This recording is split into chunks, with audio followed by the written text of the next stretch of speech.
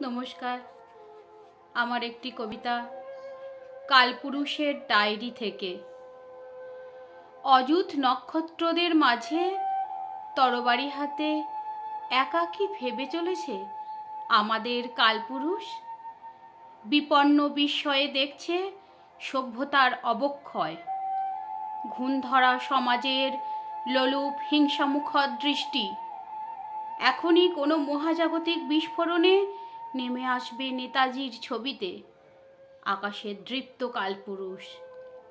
সমাজের চোখের কালো কাপড় সরিয়ে শ্রাবণ ধারায় বৃষ্টি আনবে হৃদয়ে, ধুয়ে যাবে সব কালো রাত। নতুন দিনের স্বপ্নে থাকবে স্বাধীনতার স্বপ্ন ঘোর।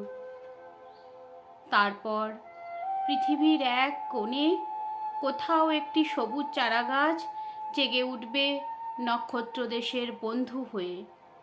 আমরা স্বপ্ন দেখব, আমরা গাছের পাতায় পাতায় আকাশ সাজাবো।